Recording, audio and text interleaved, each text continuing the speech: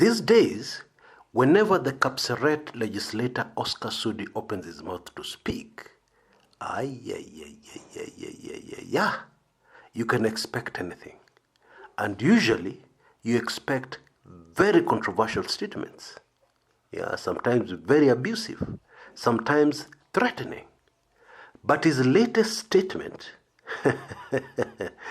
beats them all by far.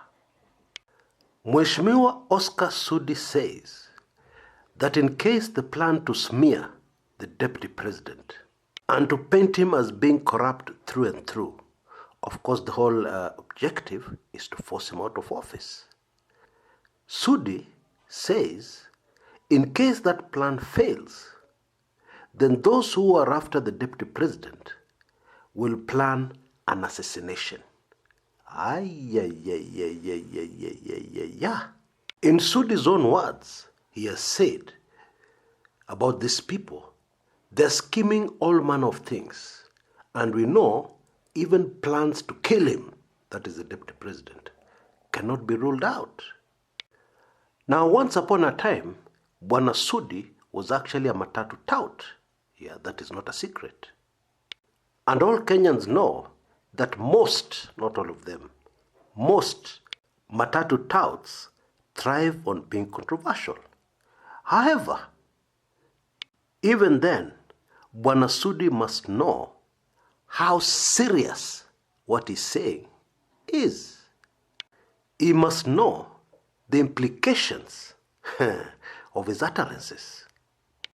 Now, in my view, this latest claim by Oscar Sudi does not make sense. And in a minute, I'll tell you why. First, let us fully understand the complete statement Bwana Sudi made. What else is said in the same breath? Sudi has also said the recent list, tribal list, released by the Director of Public Prosecutions, Bwana Nurdin Haji, is fake. Now, just to bring everybody up to speed, this is the list which has excited a lot of Kenyans, excited a lot of debate, excited a lot of surprise, etc., etc. This is the list where the Director of Public Prosecutions broke down those facing corruption investigations. He broke down those individuals into their tribes. Of course, the whole idea was to rubbish claims by the DP Ruto camp that the fight against corruption is tribal. The argument of the DP Ruto camp is that the fight against corruption must be fair to all. It must be regionally balanced, which I dare say in my view does not make any sense. Let me just give you an example. Supposing you realize in the course of arrests that you've actually arrested 10 Luos. And so it would mean, for the sake of regional balancing, the DPP and the DCI would have to give instructions. And let me just give it in the Kenyan way. They'd have to say, kwenda rokota Kikuyu 10, kwenda rokota Wakalenjin 10. Ndo ili state ikuwe balanced. Translation, go out and arrest 10 Kikuyus, go out and arrest 10 Kalenjins, so that this prosecution is regionally balanced. Of course, that is ridiculous. Anyway, back to the DPP's list. Now, Nurdin Haji broke down the individuals, and this is what he got. 141 Kikuyus, that was the vast majority on the list, top on the list by far. In fact, so far up on the list that if you put the runner-up and the third place together, the total would still not reach anywhere near the top tribe as far as the fight against corruption goes, as far as the prosecution so far. Second on the DPP list was the Luo community with 56. Third was the Kalenjin community with 46. And you can see the list on your screens right now. At the bottom were the Embu people. And then next to them are the Indians with 15, Embu 5. Now, according to Sudi, this is a fake manufactured list, manufactured by the Director of Criminal Investigations, Bwana George Kinoti, with the objective of hoodwinking the public to believe that Kikuyus have topped the list of those charged with corruption. Now, in all fairness, you will notice that whenever Bwana Sudi makes a statement, is very thin on facts, but always very hyper. Because the correct way of rubbishing this list produced by the DPP would have been to produce your own list and to say, for instance, the Kikuyu numbers are wrong, the Kalenjin numbers are higher than this, and this is the correct list. Sudi did not do that. Instead, what he's telling us, in so many words, is that all these Kenyans have been arrested, all these Kenyans have been prosecuted, but that is a sideshow.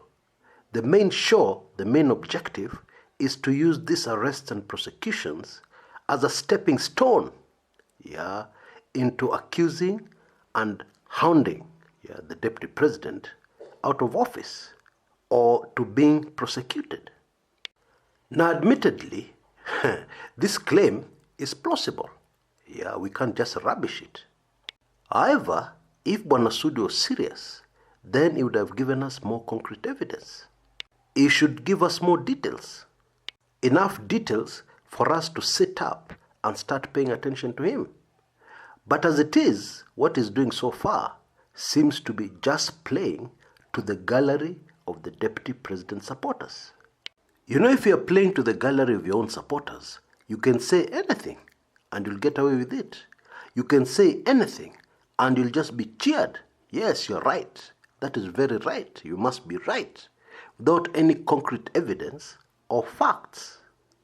Without even a convincing argument. That's the truth.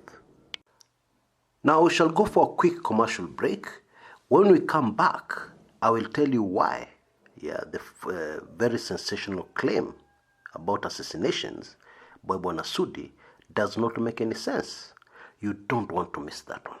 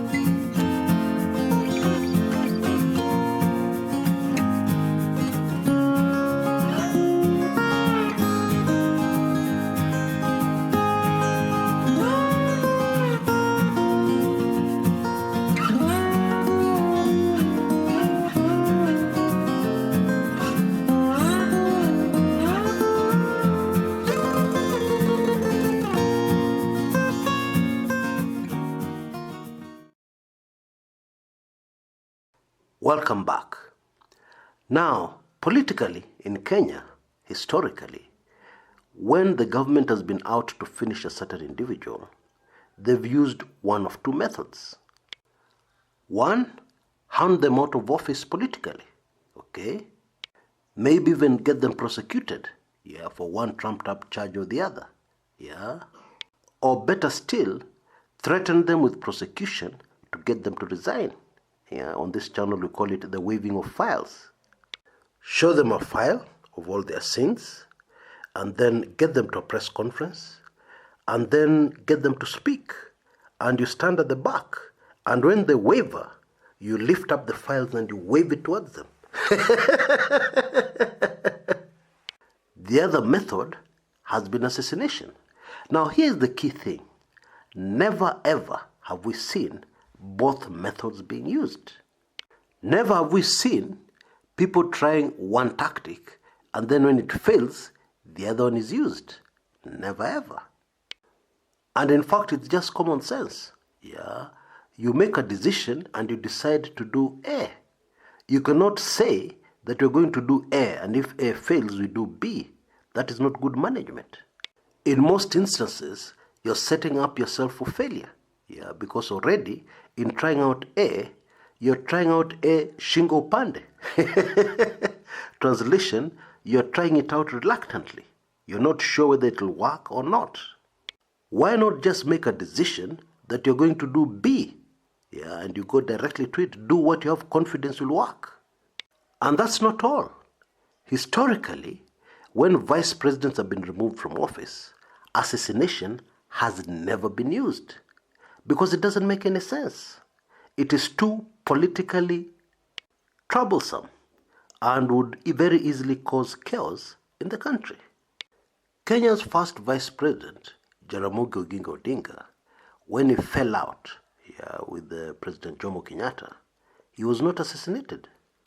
Others were assassinated, but Jaramogi was not. And the reason is obvious. Assassinating your vice president is a recipe for political instability. It is a madman's option. In my view, it is an option for people who don't think. And make no mistake about it, we have serious thinkers in our government. That's the truth. Whatever you think of them, whether you like them or you hate them, let us just face the facts. The state machinery people who normally plan such things, they're very serious thinkers. They think through their actions. And if we continue to look at this issue historically, many other vice presidents were hounded out of office, never assassinated. Josphat Karanja was Daniel Arap Moi's vice president at one point, is yet another example. So the question is, why would Sudi make such a wild, dangerous statement? Well, in my view, he could be looking for sympathy. And indeed, this is an old, unfortunate political trick in Kenya. I say unfortunate because in instances whereby somebody's life is genuinely in danger, it becomes very difficult to believe that what they're saying is true. Because too many politicians in our country are always claiming that their lives are in danger. In my view, this latest Sudi statement could be a sign of extreme desperation in the Ruto camp. It is a very desperate Hail Mary move to try and change the trajectory of national rhetoric so that people stop talking about corruption and the deputy president and instead start talking about the deputy president's life being in danger. Somebody is desperately trying to appeal to some basic instincts in human nature. Because as humans, we prefer juicier gossip. Corruption may not be as juicy as an assassination attempt. If this is true, then this particular Hail Mary was very ill-advised. It may have had a chance of succeeding earlier on, maybe a year ago. But now, it has absolutely no chance in hell. Why?